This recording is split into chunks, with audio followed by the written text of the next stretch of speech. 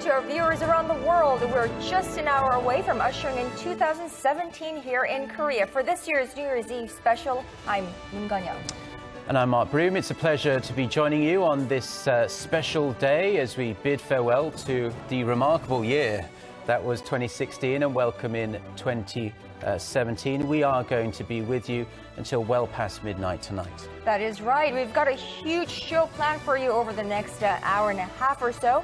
And we've got correspondents dotted all around Korea to bring you the sights and sounds of the New Year's fun. That's right. We have bringing you, braving the cold, in fact. We have our Kim Min-ji at the Bosingak Pavilion. Our Gwanghwamun in Gwanghwamun, not too far away, and our Ojanggi down in Busan. Right, on top of that, we'll be speaking to our team of reporters on the biggest issues Korea faced in 2016. And as you said, Mark, 2016 has been quite a year, one that will definitely go down memory lane for better or for worse. So sit back and relax and join us for a celebration of 2016 and a look ahead for 2017. And there are some online options for you to get in contact with us tonight, as well as watching us on TV. We also have a live feed on Facebook page. Yes, we do like to keep it rather interactive. So if you want to have a conversation with us on Facebook, and let's face it, why wouldn't you? You can jump on our official page, Arirang News, give us a like as well, and leave us a comment, and we'll try to read some out during the show. You can send us your New Year's wishes, resolutions, even photos of your celebrations. We'd love to see those, and we can hopefully share some of your hopes and dreams for 2017. But Kon-young, the main question on my mind is, how was your 2016?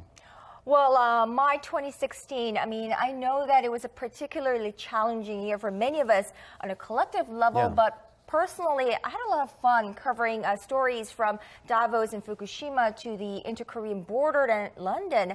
And, challenges and shakeups all across the globe. It's been an exciting year to grow as a journalist for myself. What about you? Well, I'm still waiting for Arirang to send me somewhere around the world, so I guess I'll have to wait to 2017 for that. But, it flew by. I'm still in a daze, busy, happy to be employed, and my family are healthy and can't complain. It really was a wonderful 2016. But why don't we get the show on the road? We shall do that. Now, people around the world have been celebrating and are celebrating, will be celebrating the ringing in of 2017. It's Korea's turn in less than an hour from now, and events are being held all across the country. They certainly are, and one of the most famous places to be in Korea as the clock strikes midnight is the Bosingak Pavilion in central Seoul, where our Kim Min-ji joins us. So, Min-ji, how's it looking there? Must be packed out. Hey guys, the winter chill hasn't stopped people from coming here to join in the fun. 2017 is still about 50 minutes away, but the anticipation sure is building up here. Some 100,000 people are expected here tonight, but the figure could swell as those that have been in the candlelight vigil in Gwanghwamun nearby are expected to join us here tonight. In fact, Bosingak is one of the most significant places for New Year celebrations here in Korea. To give you a brief history of the Bosingak bell itself, it was built back in the 14th century and struck in the morning and evening to announce that the four gates around Seoul were being opened and closed. Right, it's a symbolic place to wish for blessings, good health, and happiness in the new year. Now, if you live in Seoul, it's something you should really try and experience if you can. Now, Min-ji, so what is in store for us tonight? Well, the official event will kick off in about 30 minutes from now, and people will be able to enjoy music performances. And of course, the highlight of the day will be the countdown and the ringing of the bell. It will be struck 33 times. It has a special meaning of Buddhism, and it will be struck by 16 people, which includes the mayor of Seoul and 11 citizens who have been recognized for various achievements. They include an Olympic gold medalist, a woman who has worked tirelessly to help resolve the issue of Japan's wartime enslavement of Korean women. and a man who has been doing volunteer work at the candlelight vigil every Saturday. Now, for those of you still planning to make your way here, you may want to hurry as the good spots have been taken. Be sure to leave your car behind, though, as traffic is being heavily restricted. There will be plenty of buses and subway trains as public transportation has been extended to 2 a.m., so that will be your best bet. That's all I have for now, and I will be connecting back to you as the clock strikes 12. Thank you. All right, our Kim Min-ji from the Bosingak Pavilion in downtown Seoul. Let's turn to Gwanghwamun Square. That's just a few hundred meters away from that pavilion where, as our Min-ji mentioned, the weekly candlelight protests have been taking place for the past couple of weeks, calling for the removal of President Park Geun-hye from office. The protests are now in their 10th consecutive week, and it's estimated that 10 million people have attended the rallies. Yes, and to bring us more on today's gathering, we can connect live with our Gwon Jang-ho, who is at the plaza for us. So, Jang-ho, as Min-ji said, the protest started there today, but much of the crowd has now moved to Bosingak. Yes, good evening, Mark and Kanyang.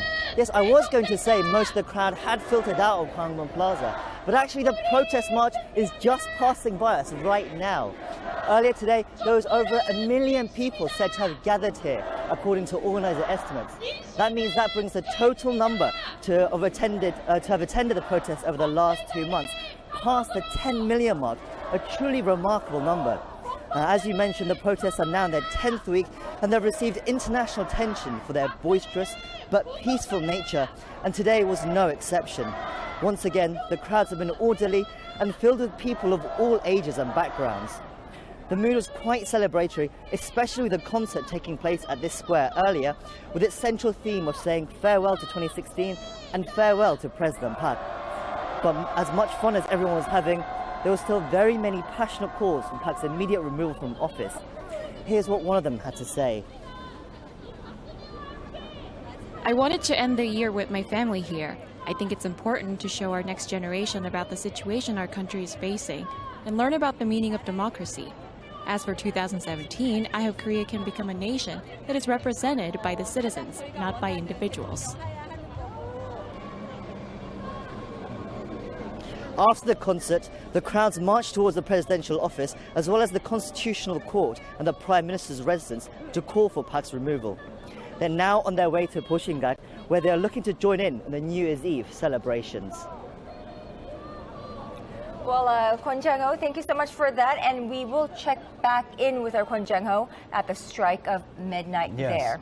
He's braving the cold while we're sat in this cozy, warm studio, which is very nice of him. Now, we are going to move somewhere else now. An end-of-year bell ringing ceremony is also taking place in Busan, which is Korea's largest port city in the south of the country. That is right, southeast of this country. Let's connect to our Oh Jung-hee, who's standing by. Jung-hee, what's it feeling like there?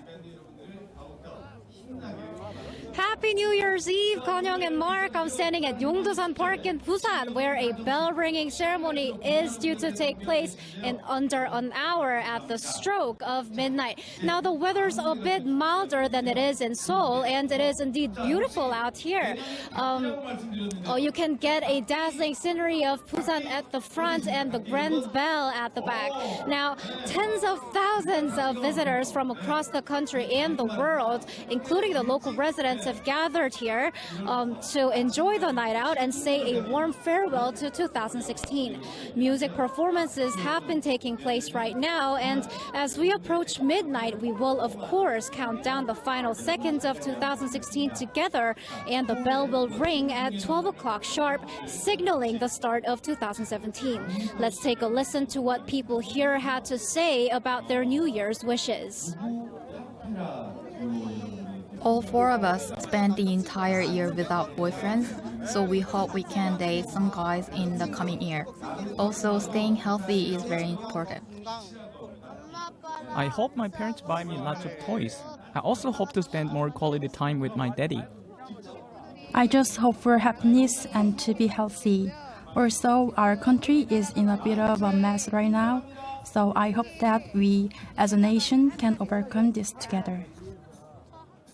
I hope to do my best in any work I do next year and have a wonderful 2017 with my girlfriend. Happy New Year, everyone. Now, for those of you who want to join us at tonight's ceremony, you still have some time to make your way up here if you are in Busan. But please hurry because you don't want to miss out on the fun. And for those of you who can't make it to tonight's ceremony, make sure you get to say hello to the very first sunrise of 2017. That's to come in approximately 8 hours from now on Haeundae Beach. Back to you guys.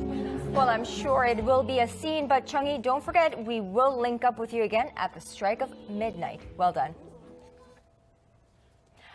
All right, now we're going to take a look at what Arirang, as a news team, Arirang did over the last year.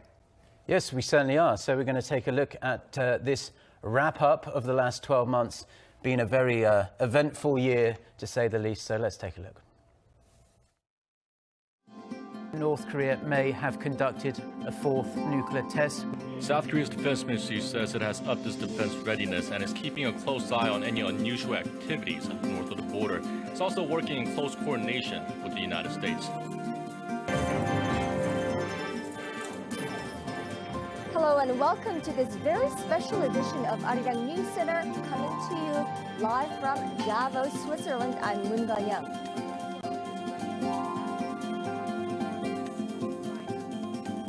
So if AI, as seems to be happening, can amplify our intelligence, then we could be talking about, a golden age for humanity. Well, Gwanghwamun, we're starting the newscast with some very good news. This is coming in from Seoul's Unification Ministry.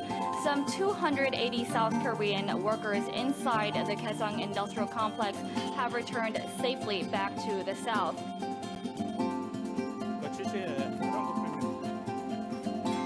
After 3 hours and a half, the first round of the long-awaited Go match between Grandmaster Lee Se-do and Google's AlphaGo ended. People will continue to debate the competitors' move and how each won, but the meaning of artificial intelligence and human intelligence has left us with more to think about. 2016 Man Booker International Prize for Han's novel of The Vegetarian at a ceremony in London on Monday.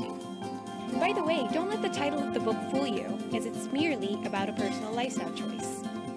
Han's fiction is a haunting story of a Korean woman named Young-hae. Well, many people might wonder how significant it is to be part of the UN's in-house channel. It's broadcasting Arirang TV. It's been a year since Korea's global broadcaster that reaches over 120 million households worldwide. Donald Trump will formally accept the nomination in a speech on Thursday. With citizens from all corners of the world bonding through the Rio Olympics, audience members and sports enthusiasts now hope that one of the largest international sporting events go through smoothly, bringing sound results for all. The unexpected defection of North Korea's deputy ambassador to the UK, Tae Yong-ho, set a landmark case. South Korea serves as a significant case, reflecting instability of Kim Jong-un's grip on power. This is a special edition of News Center, live from London, England. Hello and welcome to this very special edition of Arirang News Center. I'm Moon Ga-young, coming to you live from London, England, as one of your news channels on your platform. We are really excited to have Arirang on our platform. I think it's really important to us that we find ways for our customers to continually find new and interesting programs for them to watch, and Arirang offers that. 탄핵 소추안은 가결되었음을 선포합니다. Braving the cold weather, hundreds of thousands of people have taken to the streets for the 5th straight weekend.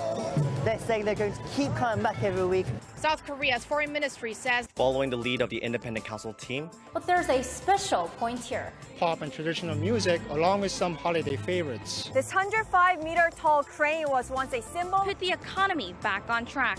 송지선, Arirang News.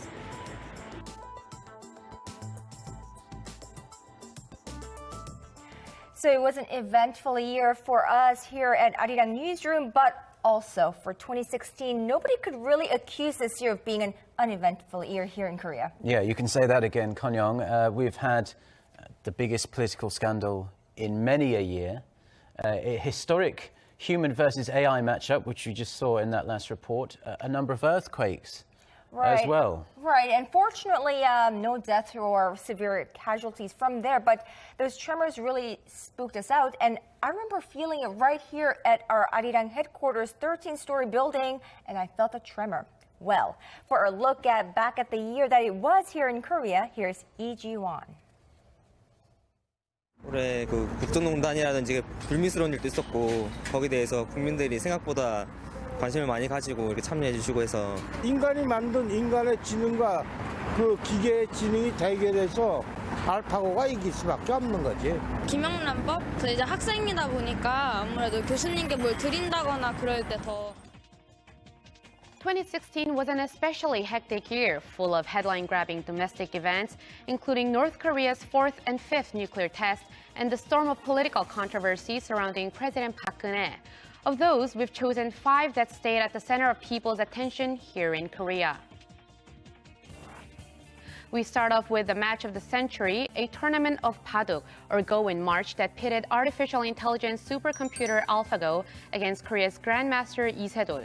The tournament ended with AlphaGo winning 4 games to 1, and although the results may have been disappointing for many Koreans, the match also gave a boost to Korea's artificial intelligence technology.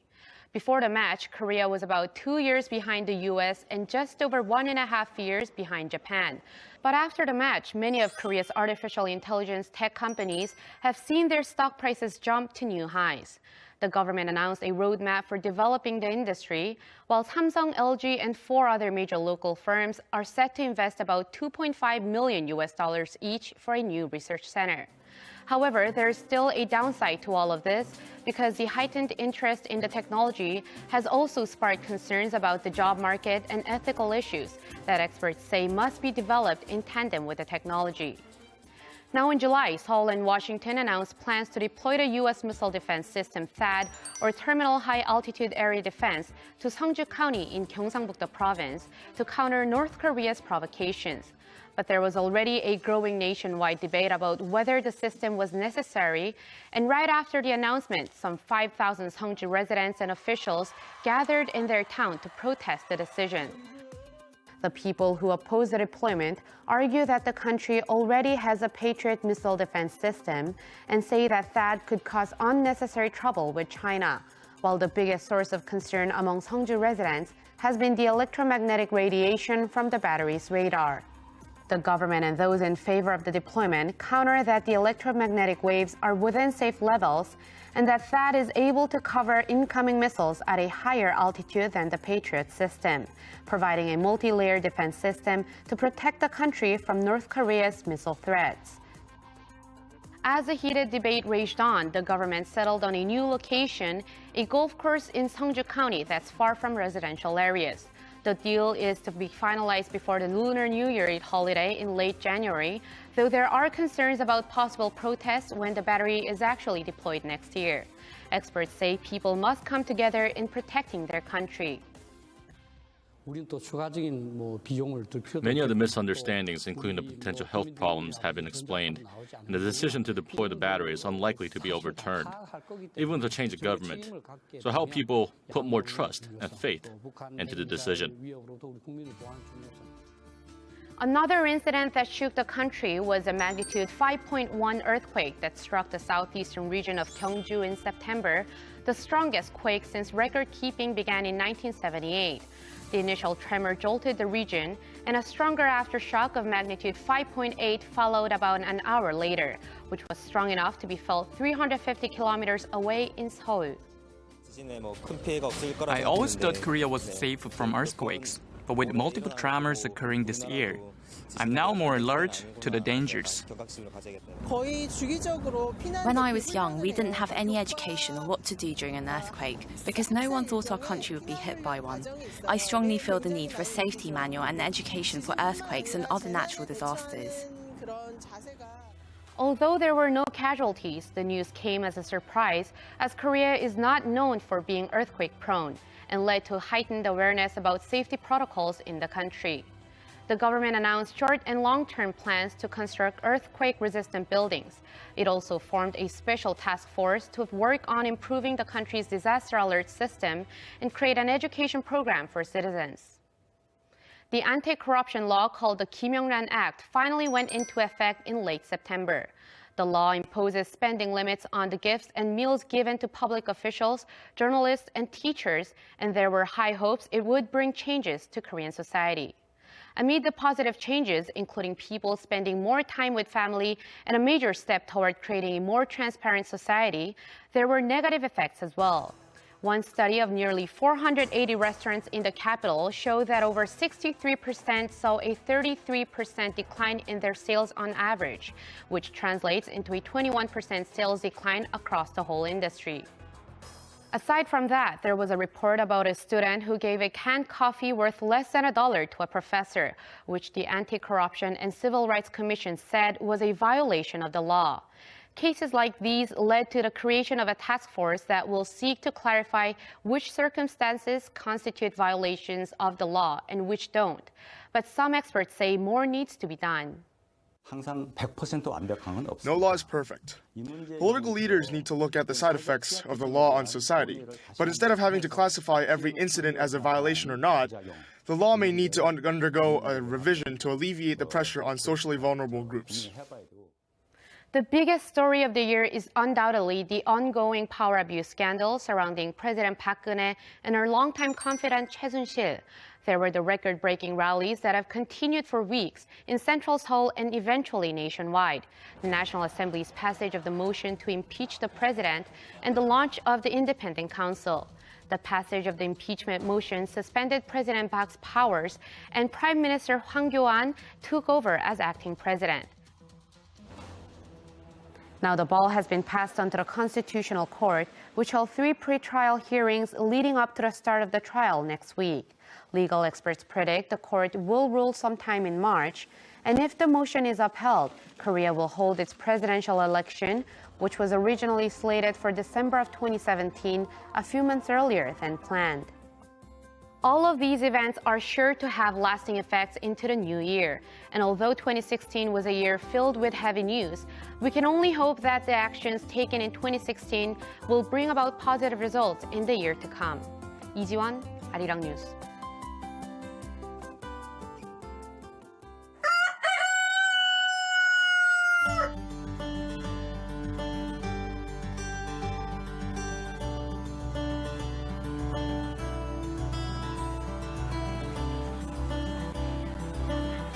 새해에는요, 그저 건강하고 모든 게 다 안전했으면 좋겠습니다.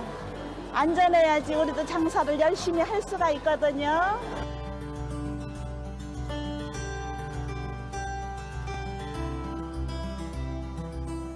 저 개인적으로는 그냥 저희 식구들이 건강하고 그냥 뭐라 그럴까 하는 일이 그냥 순조롭게 잘 됐으면 제일 바람이 그거예요.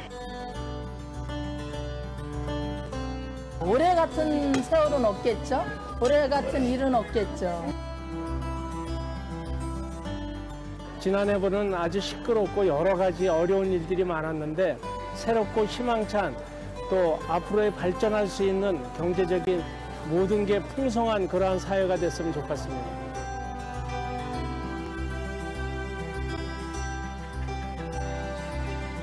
내년에 제 첫 아들이 태어나는데요. 지금 이런 묵은 때를 다 버리고 내년에는 다 깨끗한 나라에서 행복하게 다 아들도 살고 다 모든 국민들이 행복하게 살았으면 좋겠습니다. 새해 복 많이 받으세요.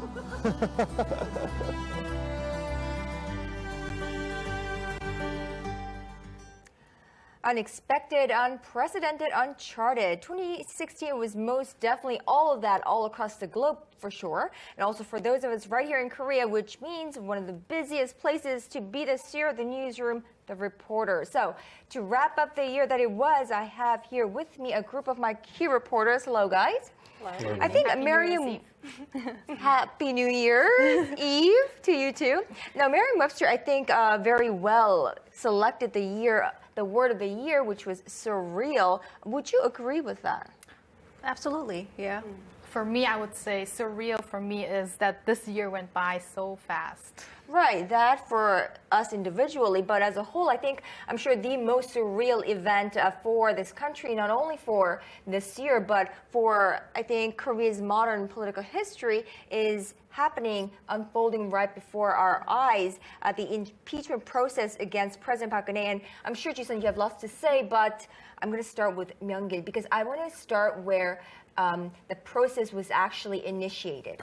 Right, Kanya. First, few politicians actually dared to mention the word impeachment because for fear of a backlash to them. But as the candlelight rallies grew in size, lawmakers were under enormous pressure to follow the obvious opinions of the voters. What's interesting is that when the demonstration numbers grew to more than 2 million earlier this month, lawmakers from the president's party actually began to fear that their political futures could be in jeopardy. So some of them started actually supporting the impeachment plan openly. The impeachment motion was sponsored by all three parties in parliament, but even they differed on the timing of when to pass it. The list of considerations included whether to install a new prime minister first, whether to start work on the constitutional reform, and how all of it would actually affect next year's presidential election slated for December. But they finally said the vote for December 9th and overwhelmingly passed it. Right, so December 9th, 2016 is a date that will go down history, I suppose. I think when Ji-sun said incredible, what incredible is the candlelight vigil that is happening as we speak, the millions out there. And Taemin, you were out there covering that. Yes, I spent a decent amount of weekends there covering it on the ground. What started out with just 20,000 people in the first demonstration, which was held the last weekend of October, grew to reach its pinnacle of at least 2.3 million demonstrators gathering at a certain point. And every weekend we were out, we try to keep track of how many people showed up today as to how many showed up last weekend. But as I've been covering over and over, the number didn't seem to matter much because it was just a group effort that showed up in a peaceful manner with kind minds, trying to express their opinions and make a change and make a difference. Right. I mean, I was out covering it on Christmas Eve, and I was surprised to find the mood not too heavy, but in fact, there was even a spirit of festivities going on because it was Christmas Eve. Nonetheless, the message there was strong and undeterred. They call it a peaceful demonstration, and it's been said so many times that you don't really feel how peaceful it's being carried out. But seeing it from the ground, I saw a lot of people just picking up trash because they didn't want to leave any marks and traces behind once they leave. And a lot of the vendors there on the streets of the demonstration, something that you don't normally see at a protest site. So it's an indication that they wanted to carry it out in a peaceful manner so their voices do not get tainted. Right. I think a lot of foreign media described it as unseen ever before anywhere else but in Korea. So I think we'll have to wait and see how this really becomes a culture of demonstrations or protests in a peaceful manner to get your voice heard. Now, Myung-gil, I'm sure listening to it from inside the parliament, because initially the voice was aimed at lawmakers. I'm sure there was a different kind of experience from within the parliament. Sure, one phrase that emerged from all of this is that if parliament doesn't impeach the president, then the people will impeach parliament, which has come out to be true. And one famous lawmaker from the president's Haenuri party said at some point that candles will be blown out when the wind blows. But that didn't happen. And as the rallies continued to grow in size and number, lawmakers had no choice but to bow to the public's will. Political experts said the candles were a symbolic representation of Article 1 within the current constitution, which says all state authority shall emanate from the people. President Park's fan club, known as Park Samo, characterized the candlelight rallies as a witch hunt instigated by the opposition parties and the left-leaning civic groups who were just against President Park Geun-hye from the start. Right. I think as difficult as it would be listening to this, at first, in the first couple of weeks in Parliament, I could not imagine how it is to be listening to this voice in unison from inside the presidential office of Cheongwon. So I'm going to ask Ji-sun how that is, how you guys are dealing with it within the presidential office. Well, it continued for nearly a dozen weeks, and the president's secretaries, the chief of staff, and reporters were all standing by inside the top office, and the people were taking, the officers and the staffs were taking this very seriously, and how grave it is to hear the voices of the public. And that's in line with the Constitution, where all the rights come from the people. And because the government is of the people and by the people and for the people, we heard the voices right there. And actually, since I work at the Foreign Ministry at the government complex, which is also where you can hear the sounds of the demonstrations, I thought, since I'm not actually myself covering the story, I thought as a reporter I wanted to see the scene there. That's why I also was among the people actually when the number hit 1 million the first time. Right. As reporters, I think this is a very meaningful time to be a reporter in Korea right now. Now, I know, Jisun, that the president made a couple of national speeches or addresses following that. Right. It all began when the news broke that President Park actually gave access to her confidant Choi Soon-sil through a tablet PC, and Choi Soon-sil had access to her speeches and classified documents. And before that, public did not have a concrete evidence, but now they did after October 24th.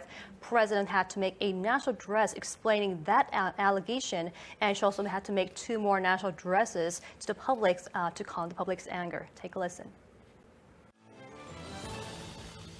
일부 연설물이나 홍보물도 같은 맥락에서 표현 등에서 도움을 받은 적이 있습니다.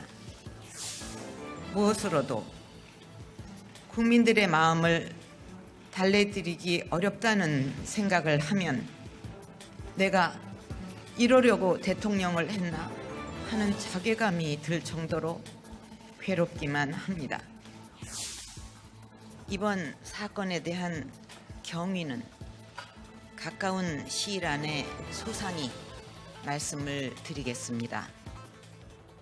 Well, Jisun, none of the 3 did its job because the candlelight rally grew exponentially after the 3rd national address. Exactly. None of these apologies were enough to meet the demands of the people asking for truth, and the explanations were not clear enough for them to actually accept them.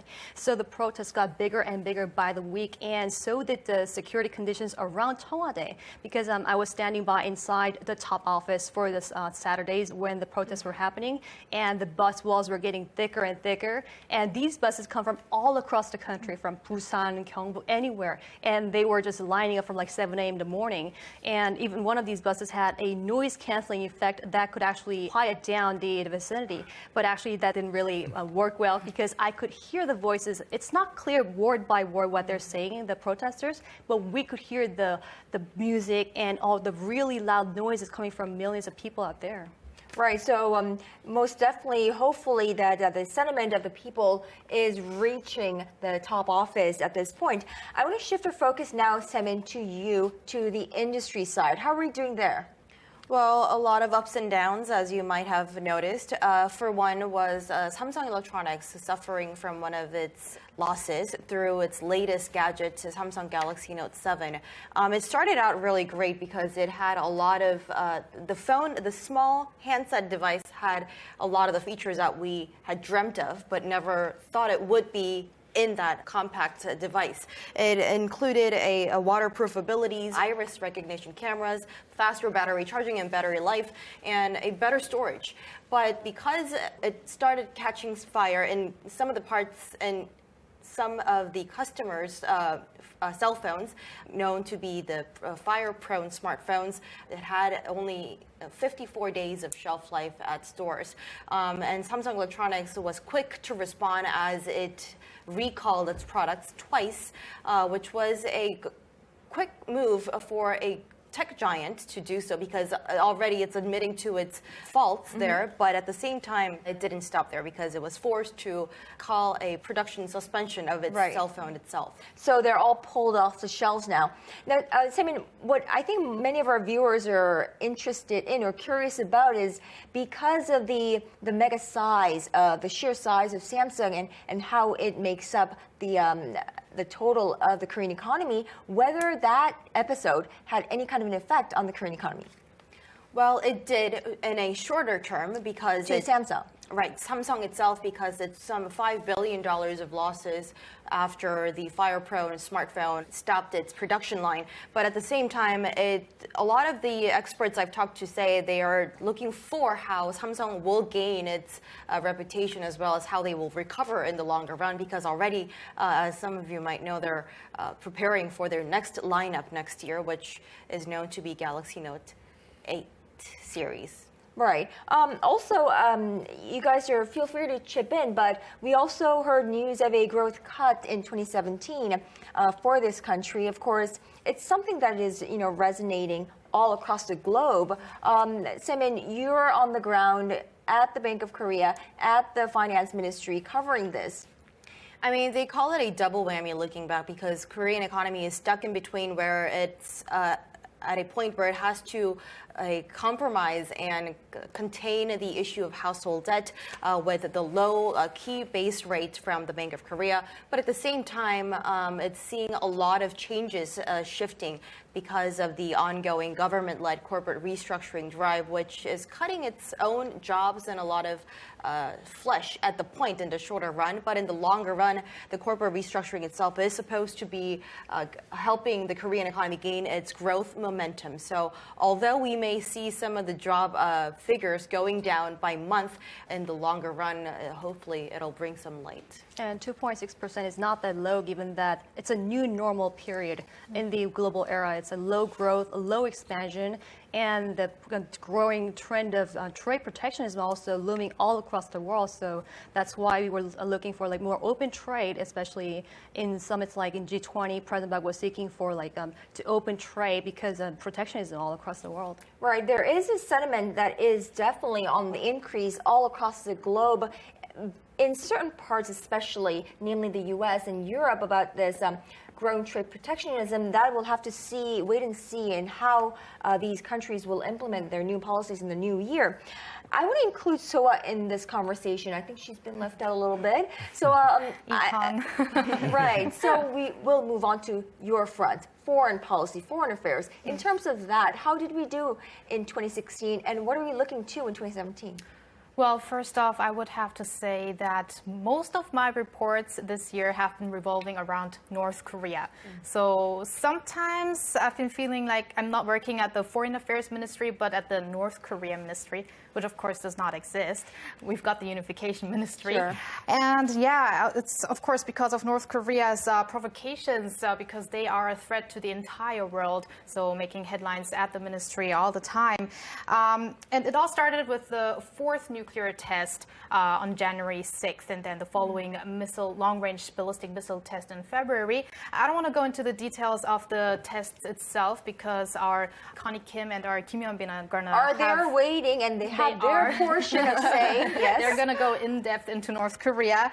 But I bet you heard these numbers a lot this year: 2270 and 2321, which are the UNSC, United Nations Security Council resolution numbers. Even our econ correspondent has these numbers in her head. And yeah, right, that's been prompted by North Korea's 2 nuclear tests this year. Resolution 2270, I just want to summarize quickly. It included mandatory inspections of cargo, asset freezes, and travel bans on people and entities involved in the nuclear program, and restrictions on imports and exports of various materials, and the list goes on and on. Actually, the resolution is I don't really remember how many pages, but it's really long and listed with all the previous measures and the new ones too, of course.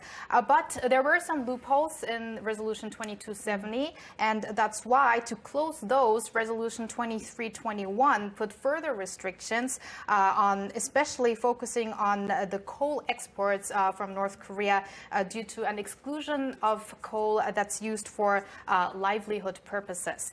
So to China, that is. So basically, what the UNSC is trying to do is cut off all cash, all hard currency that could be possibly flowing into North Korea and quite possibly into the development of its North Korea's nuclear weapons, right? Exactly, Konyang. And that's why Foreign Minister Yoon Byung-se called the resolution 2270 a terminating resolution and 2321 a choking resolution. So to choke the Kim Jong-un regime and put a lot of pressure on it, of course. And Minister Yoon actually traveled a lot around the world to seek cooperation on multiple fronts. And many countries have also issued their own independent sanctions, which includes Japan and the EU, the US, and others are likely to follow suit.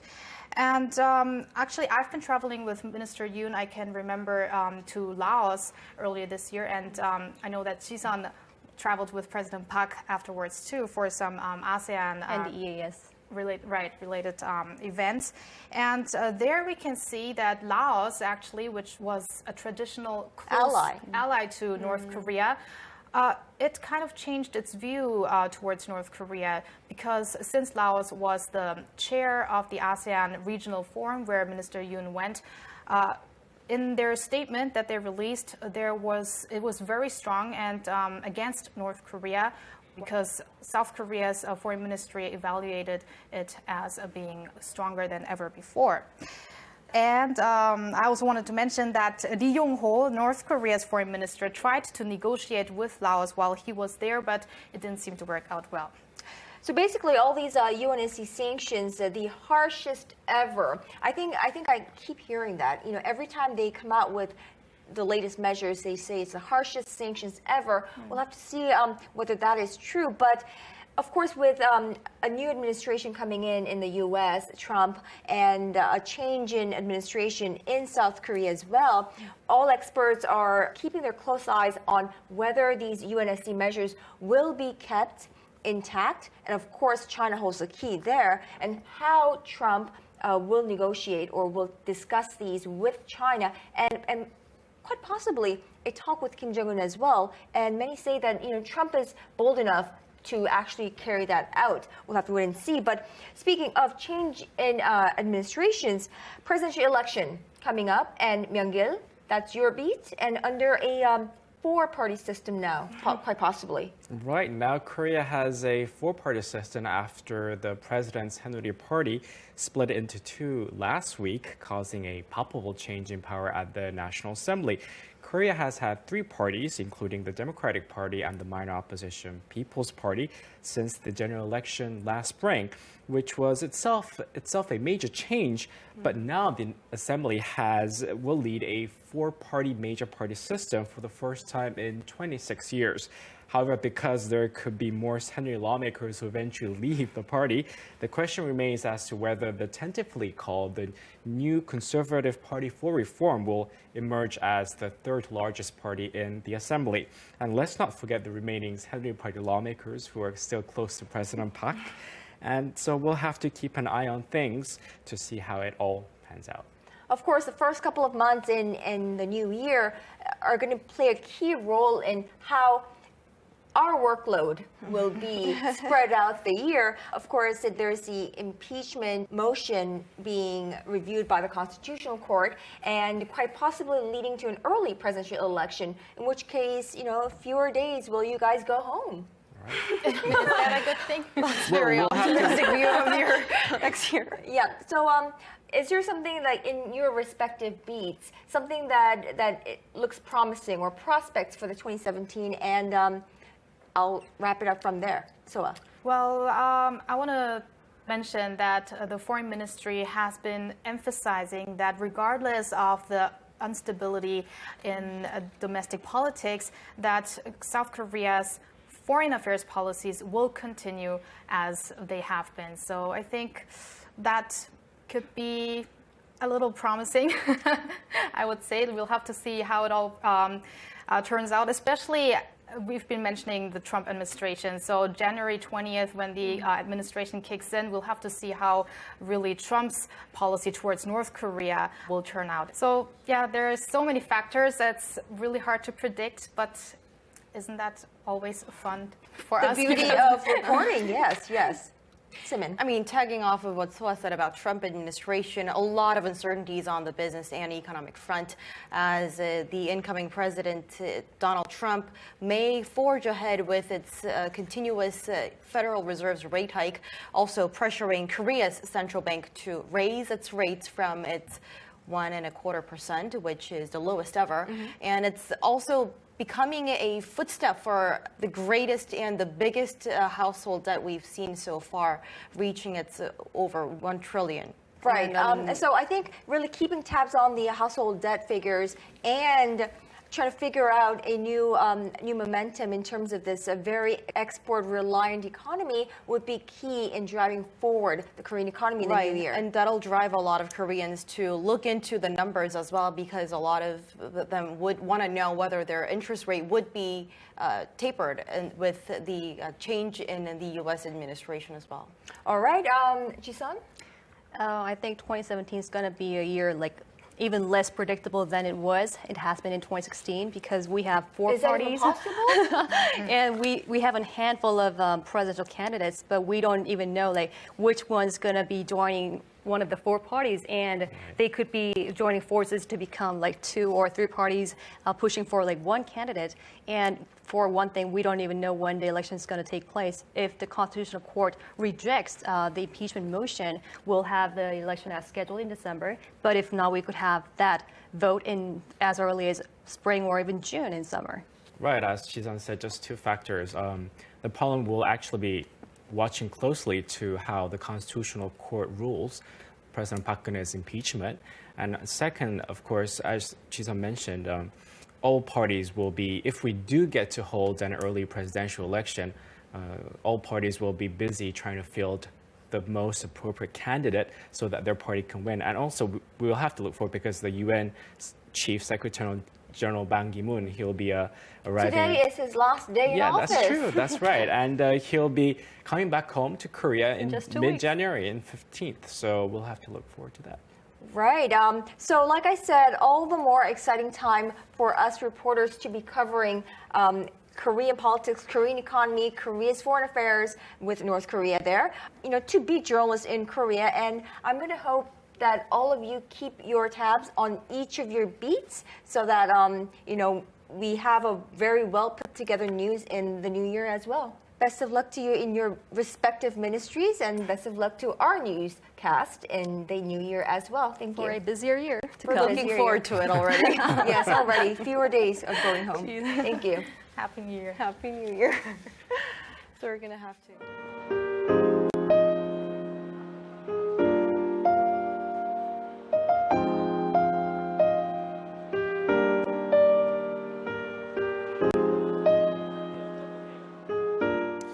2016 was a remarkable year for the IT and science sectors here in Korea, as new developments were made to facilitate the so-called Fourth Industrial Revolution. For more, we have our tech correspondent Kim Ji-yeon with us in the studio. Happy New Year, Ji-yeon. Happy New Year, Mark. You've been covering the tech stories for the entirety of 2016. You've covered plenty of interesting things along the way. Can you give us a rundown of your best stories, the biggest stories from 2016, and also a preview of 2017? Sure. There's so many sectors that I want to cover today, but I'll start with the virtual reality sector. It was one of the buzzwords at the start of the year at various globally renowned tech shows, including the Mobile World Congress 2016. And the VR and the augmented reality sector were expected to cause ripple effects on other sectors, and I've been able to cover some of those effects on the local entertainment sector. Let's take a look. The latest trends in the virtual reality sector are being showcased at the Korea VR Festival, which kicked off on Thursday in Sangam-dong, Seoul. Around 80 VR companies and independent developers are participating in the 4-day event to display their products and services, including this gigantic robot, which was based on a robotic arm widely used in industry. The festival serves as a testbed of the local VR sector. It's the grand showcase of local VR products and services planned for the 2018 Pyeongchang Winter Olympics. A player finds his way to the location specified on his mobile screen and tries to capture the action figure to break the code. This will lead him to the next clue to solve a puzzle. Much like Pokemon Go, the game incorporates augmented reality technology, including GPS and multiple virtual storage, a technology that can determine whether or not the user captured on camera the right item at the right location. Developments in the VR and AR sector have somewhat slowed throughout the course of the year due to the hefty price tag and inconvenience of head-mounted displays and lack of content. Also, there's a compatibility issue. Users of one brand don't have the same access to content provided by other brands. But if these concerns are addressed, 2017 will be a more exciting year as the government plans to invest millions to facilitate VR and AR applications in education, construction, and medical services. So, speaking of medical services, we've noticed a lot of your reports in 2016 have covered the treatment of hereditary diseases. Do you expect we're going to see some big advancements in 2017 in that regard? Yeah, certainly. It's the era of, we call it the precision medicine has arrived in the biosector, and it's the next step in medicine, and exactly as it signs, it's finding personalized treatments for specific patients by understanding their disease right down to the genetic level. And the precision medicine is possible due to the mapping of genome mapping projects and molecular scissors. It's used for removing hazardous DNA and also the creation of new medicines that are made out of biological organisms, which are more compatible than the widely used drugs that we see today made out of chemical components. Testing and clinical trials of new medicines are expected to be discovered as well as the commercialization of the new drugs by tech firms are expecting next year. So these molecular scissors are like tiny microscopic scissors that can be used to cut around bad DNA, essentially. Now, going to the auto sector then, there's going to be lots of dramatic changes there in 2017. Can you walk us through what we can expect in the new year? Well, we have to focus on the making of fully autonomous cars in the automobile sector. It's quite intricate, and it's going to be a yardstick as to how well the local industry were able to advance in the so-called fourth industrial revolution. It has to incorporate like artificial intelligence and machine learning, and it has to be made out of lightweight materials in order to incorporate all these sensors and processors on top of the usual equipment that goes inside the vehicle. And also in 2017, we want to look into electric vehicles. Millions of dollars are spent on state-run projects to develop EVs that could cover 400 kilometers. That's the length from Seoul to Busan, the length of the country, on a single charge. And we have to look into, and the key will be in the materials with high voltages that could create high voltages as well as withstand high voltages. And we also have to look into smaller and the invention of lighter batteries that will be installed in the cars. Well, thank you, Jiyeon, for your coverage of everything IT and science related. Happy New Year, and keep working Happy New Year, Mark. as hard as you have done in 2016. I'm sure you will. Go and have a glass of champagne or two. We still have some work to do here, but see you in 2017. See you in 2017.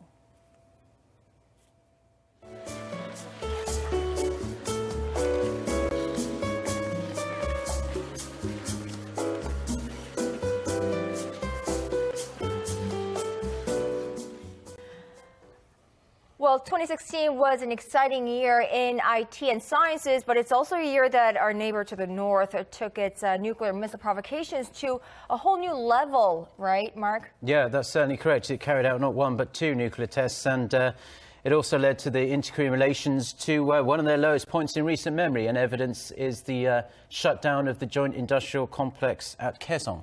That is correct. Let's take an in-depth look with our correspondents in charge. Good evening, guys. Good evening, guys. Good evening. Right, so Hyunbin, we started off the year with a nuclear test by Kim Jong-un. That's right. It was a tense year for inter-Korean relations for sure due to Pyongyang's continuous provocations. Now, 2016 was still finding its feet when North Korea conducted its fourth nuclear test on January 6th. Now, it was the regime's first provocation of the year, but not its last. Now, this test was particularly interesting as North Korea claimed for the first time that the device was used as a hydrogen bomb, a bomb that is much more powerful than the atomic bombs that North had tested before. Now, however, after further analysis, South Korea's defense ministry decided otherwise, saying the blast was too weak to be an H-bomb. And let's talk about the fact then that Pyongyang conducted its fifth test in September. What's the significance of that? For that, let's hear what an expert had to say.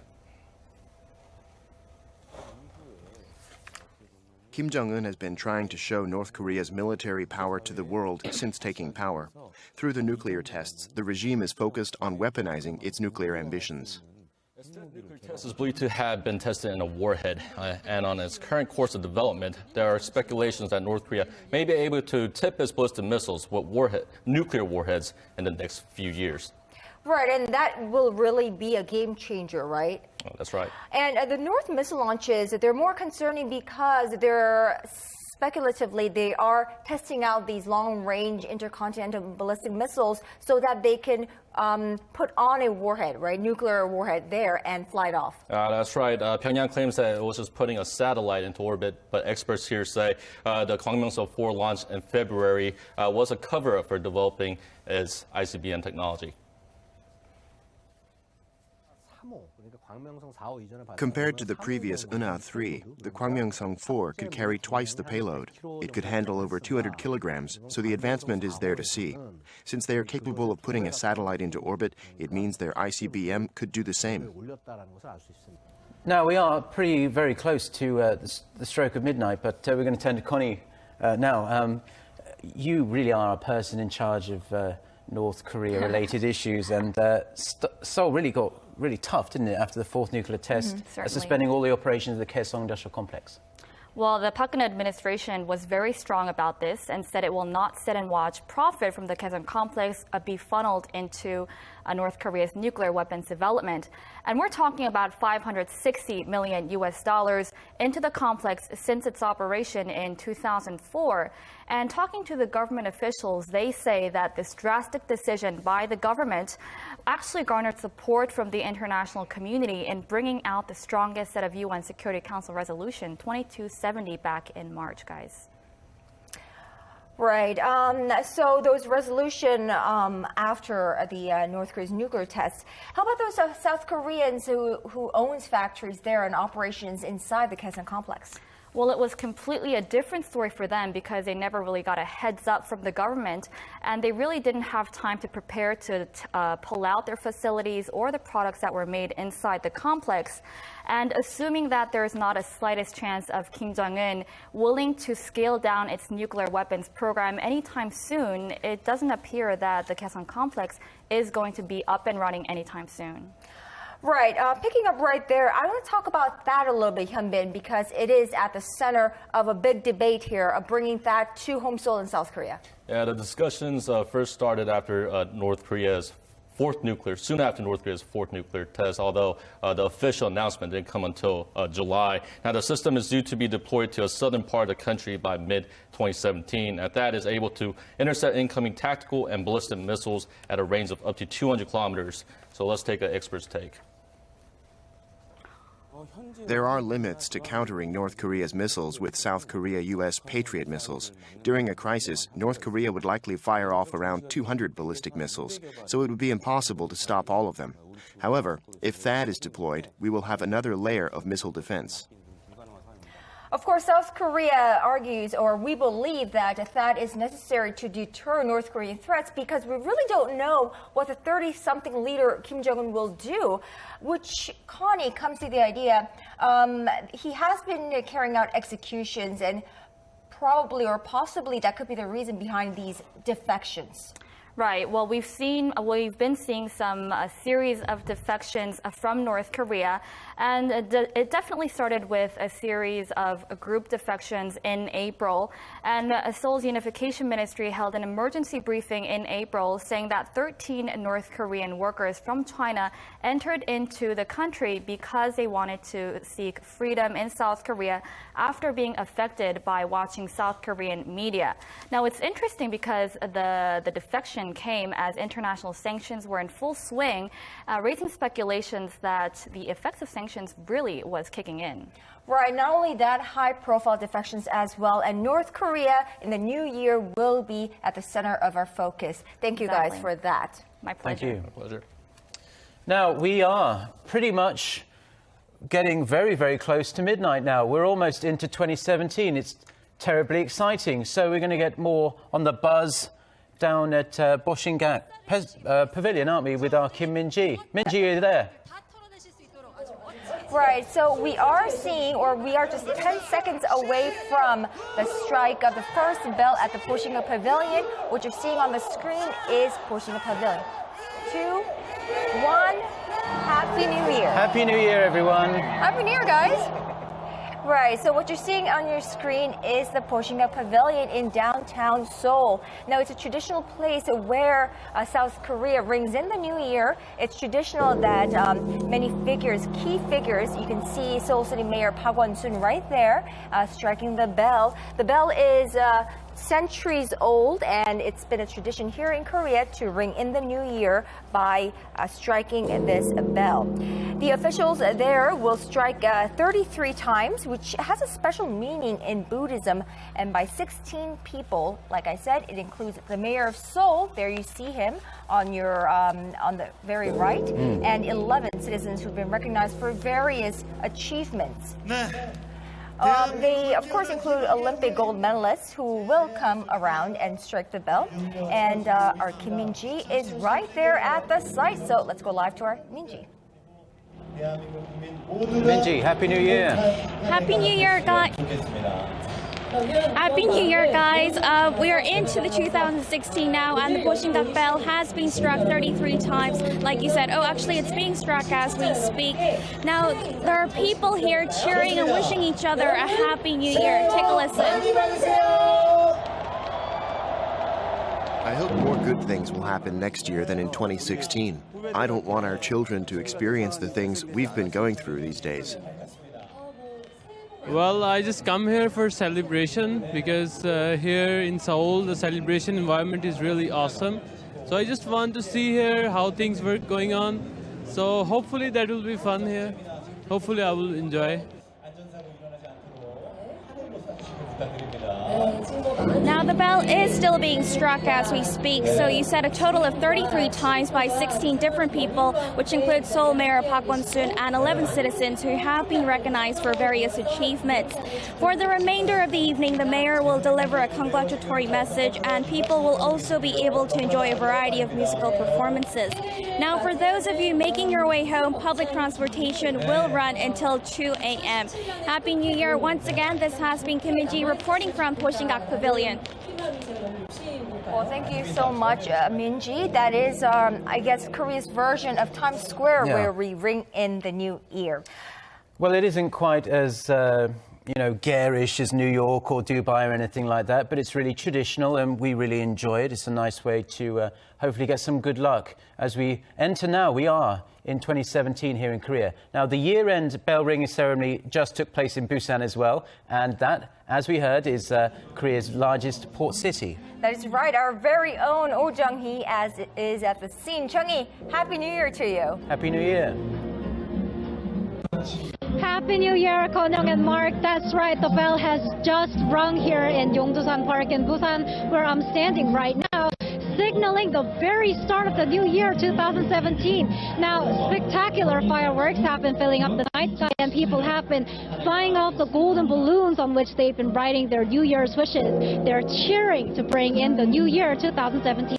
Now, people here, including me, have been counting down the final seconds of 2016 in unison, and it was indeed one of the evening's most exciting and yet touching moments. Let's take a listen to what people here have to say about their their New Year's wishes. All four of us spent the entire year without boyfriends, so we hope we can date some guys in the coming year. Also, staying healthy is very important. I hope my parents buy me lots of toys. I also hope to spend more quality time with my daddy. I just hope for happiness and to be healthy. Also, our country is in a bit of a mess right now, so I hope that we, as a nation, can overcome this together. I hope to do my best in any work I do next year and have a wonderful 2017 with my girlfriend. Happy New Year, everyone. So, Jung-hee, what more can we expect tonight in Busan? Well, unfortunately, tonight's official event is almost over, but it is highly likely that celebrations will continue throughout the night. And for those of you who couldn't make it to tonight's bell ringing ceremony, make sure you say hello to the very first sunrise of 2017 that's to come in approximately 7 hours from now on Haeundae Beach. There will be a few things you won't be able to see in Seoul or other inland cities. For one thing, some thrill seekers going for a swim in the winter sea. And the sun's first appearance in 2017 will be a great moment for you to make wishes for the new year. Happy New Year again. Back to you guys. Well, Happy New Year, Jung-hee, and that was really wonderful reporting there by Jung-hee. That's actually her first live report, so... we're very proud of her. Very proud of her, and Happy New Year again to her and to you, Kon-young. Thank you, and to you too. Now let's go over to our Gwanghwamun Square, where the candlelight protests have been taking place over the past couple of weeks. Of course, now Gwanghwamun Square is now an iconic place for South Korean democracy, and we connect live with our Gon Jang-ho at Gwanghwamun again. So Jang-ho, I'm sure it's a meaningful time for people to ring in the new year there of all places. Happy New Year, everyone. But as you can see, the atmosphere here was rather muted as the crowds that had gathered here earlier made their way to Bosingak to bring in the new year. In fact, even the roads have been opened back up to the traffic, and it's hard to believe that there were hundreds of thousands of people here gathered here for the rally. Now, this plaza represents the heart of the protest, and that spirit could be seen in some of the people we spoke to earlier when we asked them about their New Year wishes. 2016 was not a great year, but I look forward to a change in government and for the country to be more stable. I wish for a future where the people can have hope and where society follows the wishes of the citizens.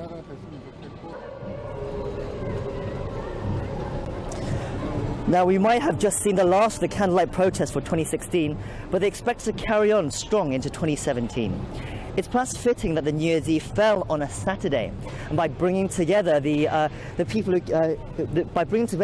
who are celebrating the New Year and the protests, the people who came today were able to look forward to the beginning of a new year and possibly the beginning of a new start for the country as well. Back to you guys. Well, thank you, Chang-ho. Much too excited to speak, but Happy New Year to you. Now, as we ring in 2017, there are many celebrations going on all across the country. What you're seeing now is Seoul Arts Center that is just in front of the Arirang building, and you're seeing beautiful fireworks celebrating the new year, ringing in 2017 as we adieu 2016. Yeah, you can pretty much walk to Seoul Arts Center from here in like 2 minutes. Oh yeah, most definitely. So I'm surprised we can't actually hear the fireworks within the studio. Right, we're soundproof. Right, yeah. All right, well, now the Prime Minister of this country, Prime Minister Hwang Kyo-won, who is serving currently as the acting president, has a message for the fellow citizens.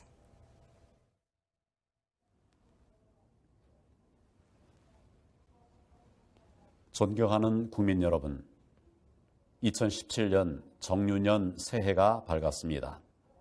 올해는 새벽을 깨우는 닭의 힘찬 울음소리처럼 대한민국이 새롭게 일어서는 희망과 도전의 새해가 되기를 진심으로 소망합니다.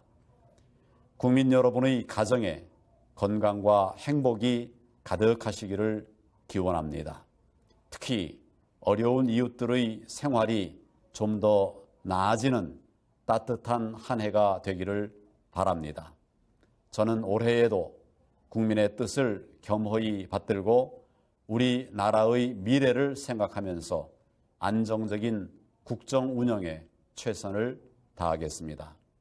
굳건한 안보와 튼튼한 경제, 미래 성장 동력 확보와 민생 안정, 그리고 국민 안전을 최우선 과제로 삼아 정부의 모든 역량을 집중해 나가겠습니다. 신산업 육성과 과학기술 발전, 그리고 사회 각 부문의 창조와 혁신을 통해 보다 나은 미래를 대비해 나갈 것입니다. 우리 사회의 희망을 키우고 그 희망을 널리 확산시켜 나가겠습니다. 미래의 주역이 될 우리 청년들이 마음껏 꿈을 펼칠 수 있도록 일자리 확대와 창업 지원 등에 더욱 노력할 것입니다. 지금의 우리나라를 이루는데 헌신해 오신 어르신들이 큰 자긍심을 가질 수 있고 여성들이 더 큰 역할을 할 수 있어야 합니다. 또한 국민적인 단합과 통합을 실현하는 것이 시대적 소명이라고 생각합니다. 저를 비롯한 모든 공직자들이 국민 여러분과 함께 전심전력을 다하겠습니다. 국민 여러분, 새해 복 많이 받으십시오.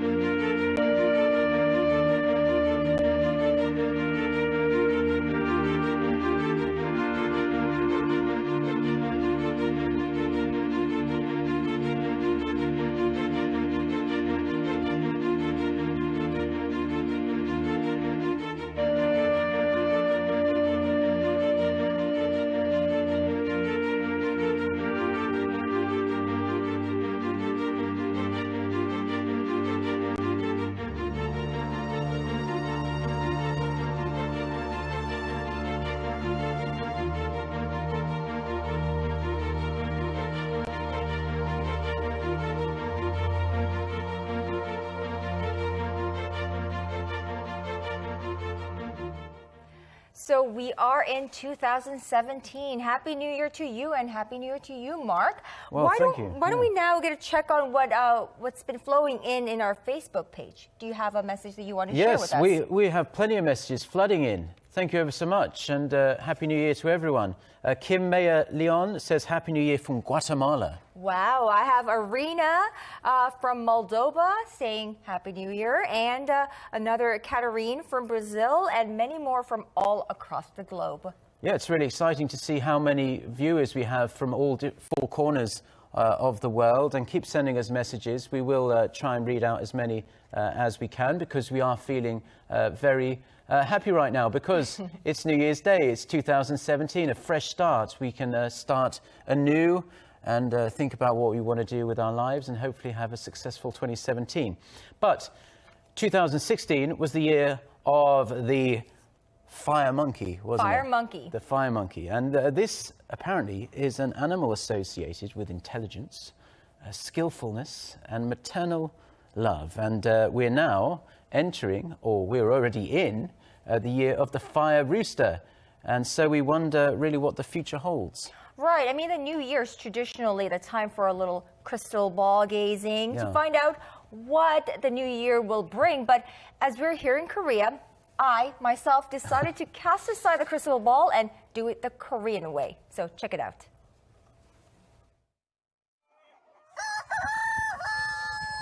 They're easily found in a country barn. They're readily spotted in markets. Not the most attractive birds of all birds, not the most friendly of all animals, not the most valued of all livestock. But every 12 years, the roosters, chickens, and hens take center stage in Korea.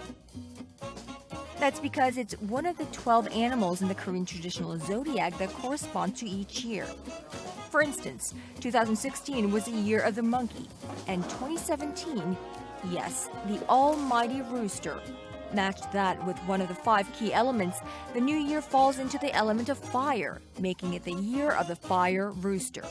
So based on the Korean zodiac, year 2017 is the year of the rooster. Well, besides being one of the non-mythical creatures amongst the 12 animals, the rooster holds a cultural significance in the Korean society.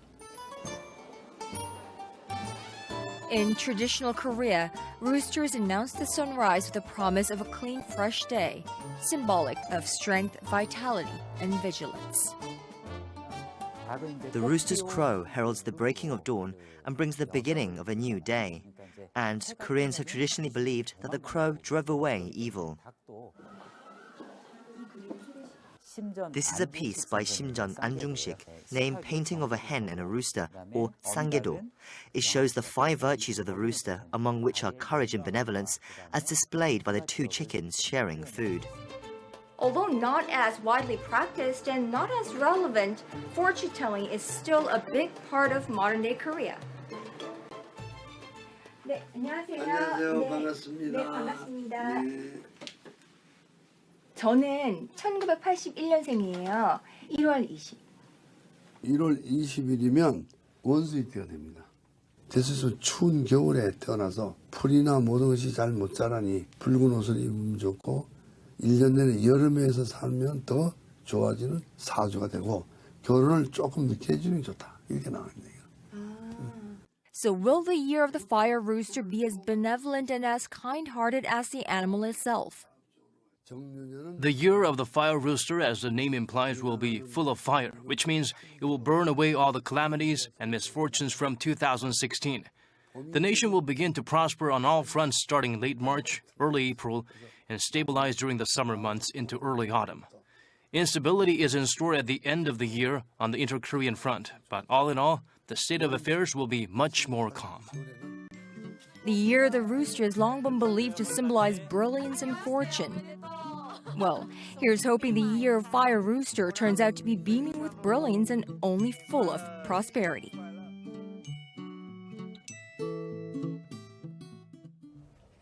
Well, Konyo, I never knew you were a monkey.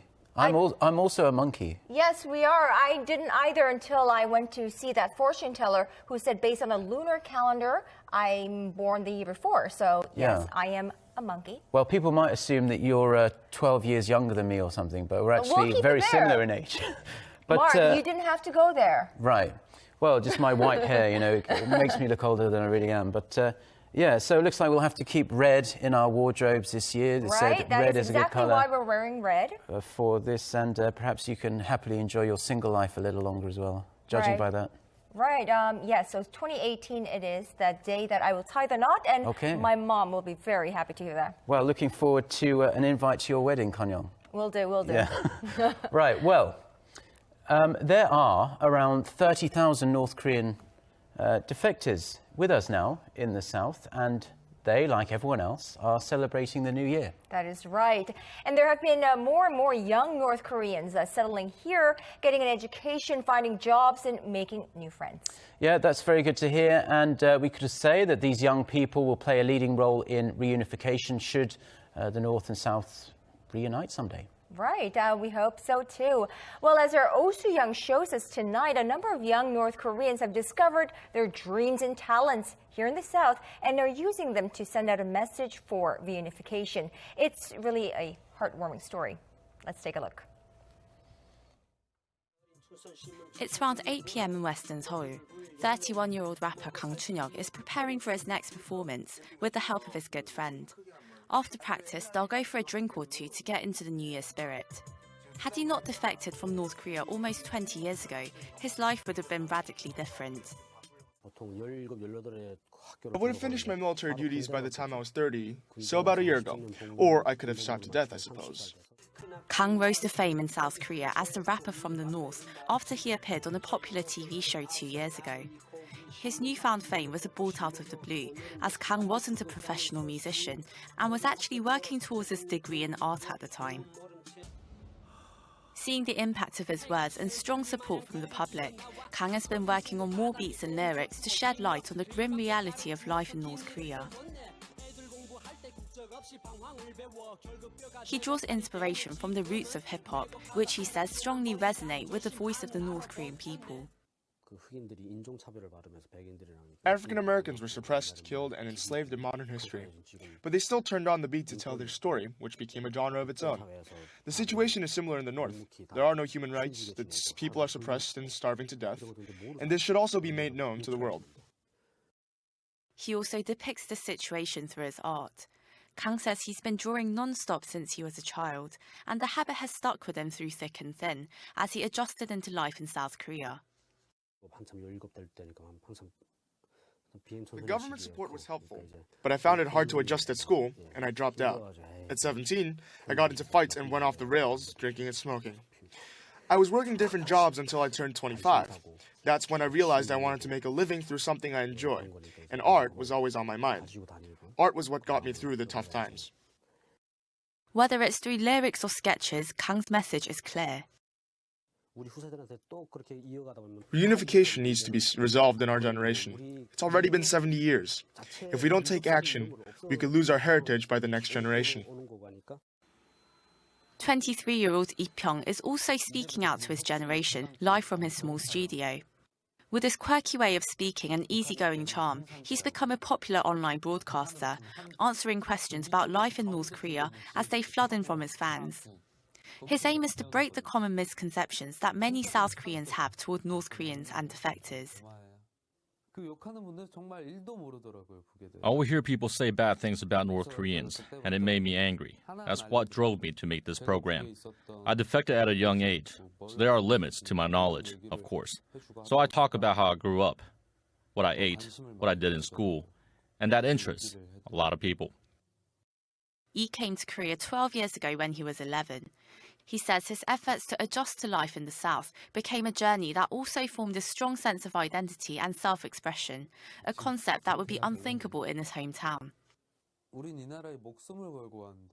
Some people hide the fact they're from the North because they feel ashamed. But I'm always open about my roots.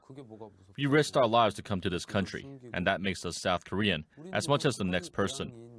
So when other defectors ask my advice, I'll tell them to have confidence.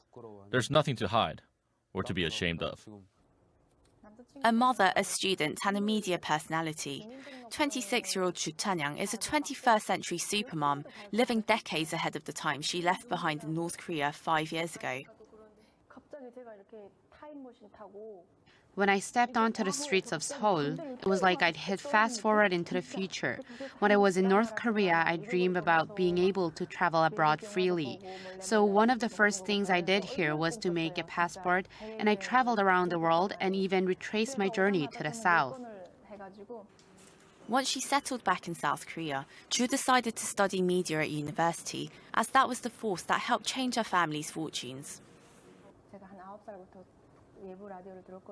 My interest in media goes back to when I was 9 years old, when I started listening to foreign radio channels with my parents. I also watched South Korean dramas and movies. Media is so powerful. Watching those things in the North, we were so envious. We desperately wanted to travel abroad, learn new languages, sing freely, and love freely. Through various media channels, she often speaks out on her life in North Korea and the rampant human rights abuses under the regime. But she also talks about the hope, the waves of changes that are already happening north of the border.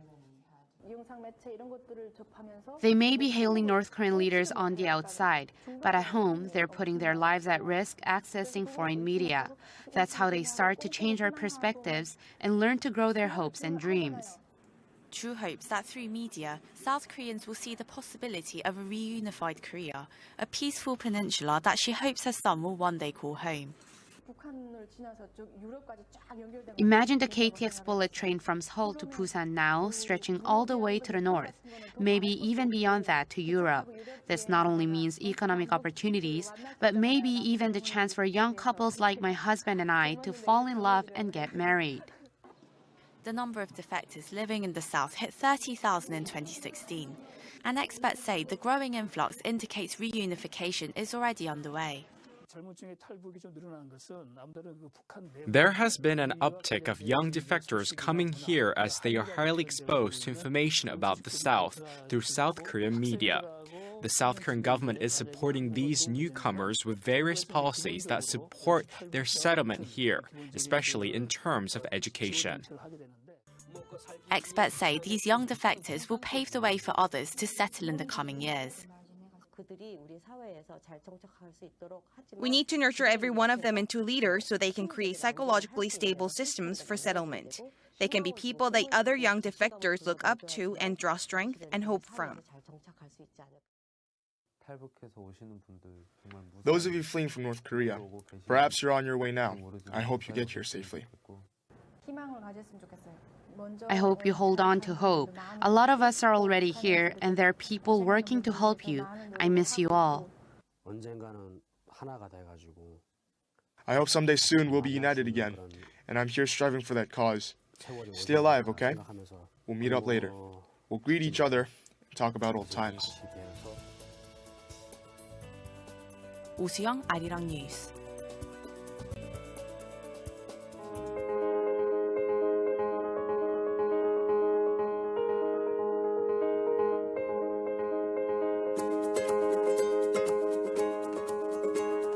내년 2월 6일에 4명 같이 군대 입대하는데 모두 건강하게 나오자! 파이팅!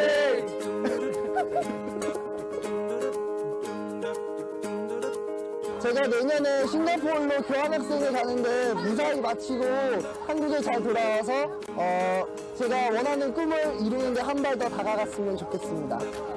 내년에 취업 준비 열심히 잘해서 취업에 성공했으면 좋겠습니다. 화이팅! 고등학교 3학년이라서 공부를 하고 있는 중이긴 한데요. 해외여행을 나가고 싶어요. 해외여행을 나가서 다른 나라의 문화를 수용하고 이렇게 알아가면서 이렇게 시야를 넓히고 이렇게 하고 싶습니다.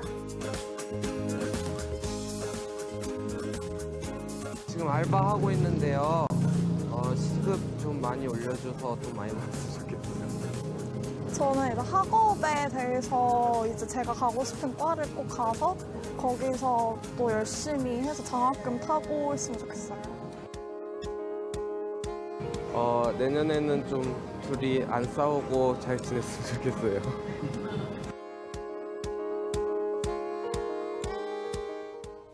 You know, I think all those younger couples have a common, I suppose, hope or wish not to fight with one another so much, and actually for those younger job seekers to get employment and whatnot. But if your New Year's resolution includes reading so that you can read up to, I suppose, expand your knowledge or horizon or whatnot, 2016 was a really important year for Korean literature, and 2017 looks to be one as well. It certainly does, and our Kim Jong-soo went out to one of the nation's biggest bookstores to find out what people were reading in 2016. It's lunchtime for most people in Seoul, but the Kyobo bookstore in Gangnam is still packed with people of all backgrounds and interests. I'm waiting for my friend right now. I'm interested in Korean history and religious texts, so I'm checking out those books at the moment. I've long followed issues related to women's rights and Korea's feminist movements, so those are the kinds of books I'm gonna buy. Although the bookstore tries to satisfy a wide range of tastes, that doesn't mean there wasn't an overwhelming public favorite. The best-selling book of the year by far was The Vegetarian by Hangang, which won the prestigious Man Booker International Prize in May. A manager at the store explains that the renewed interest in Hangang generated a revival of interest in Korean literature as a whole. 2016 featured some unexpected trends. The biggest surprise was the interest in Korean novels. Sales of Korean novels had fallen by 27.3% from 2014 to 2015. But then, thanks to Hangang's success, it saw an amazing turnaround, a 46% increase. Along with Korean novels, the bookstore recorded an incredible 505.7% increase in the number of Korean poetry books sold this year. This includes the poetry collection Sky and Wind and Star and Seed by Yoon Dong-ju, which was reissued in February ahead of the 100th anniversary of the poet's birth and has sold more than 20,000 copies. I was introduced to poetry through a TV program. I think poetry is a great way to soothe and heal my mind these days. Another noteworthy trend was the greater interest in books dealing with issues in feminism, the catalyst being the killing of a Korean woman back in May this year that sparked a heated discussion about the status of women in the country. I think that Korean literature is only now starting to understand the value of representing women and their plight in modern society. I think, or rather hope, that the voices of female authors will continue to rise in 2017. Cultural critics say that 2016 also helped dispel some of the conservative traditions of Korean literature. The Korean literary scene has historically been a battleground of differing styles and academic groups, but I think there is now less prejudice about what authors can and cannot attempt, and I believe that the barrier between high and low art is also being leveled down. The critic also said he hopes to see more minority voices, like those of foreigners and sexual minorities, being represented in 2017. Kim Jung-soo, Arirang News. Now, we are 30 minutes into 2017 here in Korea. I'm sure there are lots of parties going on as we speak, and hopefully people at those parties watching us on Arirang TV. But traditionally, end-of-the-year celebrations were really saturated with get-togethers and gatherings. Right, year-end gatherings. But for some various reasons and more people in Korea are saying, hold off the parties and we would like to spend some me time. So why is that the case? Our Hwang Woo-jun has more. As the song goes, should old acquaintance be forgot? Well, hopefully not. But lately, the widespread all-by-myself culture in Korea is seeping into the year-end holiday scene. As a matter of fact, according to a recent survey, about 66% of adults are planning to have a much simpler end of the year. 3 out of 5 unmarried people have responded they are planning to spend the holidays on their own. And that's changing the marketing strategies of venues once considered holiday dating destinations. This movie theater has been selling a Christmas single package, which includes 3 vouchers, 1 for the movie ticket, 1 for a snack combo, and on top of it all, a voucher for a souvenir photo ticket to let you cherish the holidays spent with me, myself, and I. Its popularity even took the theater staff by surprise. We've been getting some positive feedback from our customers, and they've been selling way better than we expected. When a business hotel located in Southern Seoul launched one-person promotional packages, it initially targeted business travelers. However, recently, the hotel has discovered a new trend. Single-person demand has been increasing consistently, and to ensure that we can accommodate this demand, we're still trying to creating new packages. One of them is a seasonal package called Winter Resting. It's for singletons who just want a getaway from the concrete jungle during the holidays. Starting at less than $100, the promo includes a voucher for the breakfast buffet, free Wi-Fi, free use of the gym, and an aroma diffuser for your home as a gift. Experts credit the rapid change in Korean society, a shift from collectivism, under which people are expected to sacrifice for the group, to individualism, where they can pursue values of their own choosing. People are getting more and more exhausted with maintaining their interpersonal relationships. So for them, the type of rest that they feel entitled to is a vacation alone, relaxing alone, without being forced to interact with other people. And with such marketing trick of the trade, treating yourself has become another way to enjoy the season. Whether on your own, by choice, or by circumstance, there are plenty of options for a sweet escape this holiday season. These changes mean there's no more shame in taking a cup of kindness alone and singing for all lanes 9. Hwang Woo-jun, Arirang News. I'd just like to say Happy New Year's to my family back home. I miss you guys. I can't wait to come home. And my New Year's resolution was going to be able to save more money. Bye. Hello, everyone. everyone. Happy New Year's. My New Year's resolution is to travel more and explore Korea. Thank you.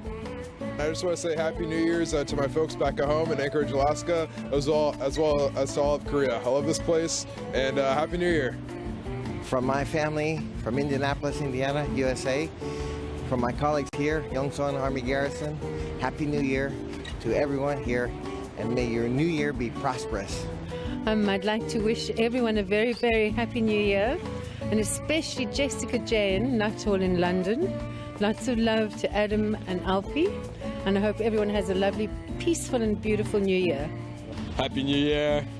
Hope 2017 is a great one. Happy New Year and bonne année. I wish you all the best for this year. Hi family and friends, I love you guys. Happy New Year. Happy New Year. Well, that's where we're pretty much going to leave it tonight. Thank you ever so much for seeing in 2017 with us. It's been a lot of fun. I'm normally well in bed by this time of night. I get up very early in the morning to do the newscast. But we really do appreciate your viewership and your support. Definitely. Happy New Year's to everyone at home watching us now, wherever you are. We're so happy that you joined us, and we hope you continue to join us on Arirang in 2017. We have a lot of exciting things planned over the next 12 months, so have a wonderful, safe, and most importantly, healthy New Year. Mark, what are some of your New Year's resolutions? Well, since my 2016 resolutions failed so miserably, I was thinking, yeah, really, otherwise I'd have big muscles by now. I think enjoy life to the fullest, eat healthier, you know, save some money, try getting at least 8 hours sleep a night if I can. That's probably not going to be possible, right? Let's face it. No, it's not going to happen. And less time on my smartphone. I think pretty much everyone thinks that these days. What about you? For me, I think my New Year's resolution would be to live, love, and work like there's no tomorrow. Yeah, sounds good. That's a very good resolution. And if you are watching us in Korea, you can add to this New Year's experience by basking in the first glow of the first sunshine of 2017. But you probably will have to head to bed now, as the sun is due up in around 6 to 7 hours from now. But it's lovely to have you with us. Very happy New Year, everyone. Right, and to pick up where Mark left off, the sunrise in Seoul is going to be 7:47 a.m. A good tip for you if you want to be ready to see the sunrise. All right, Happy New Year's, everyone, and goodbye. Goodbye.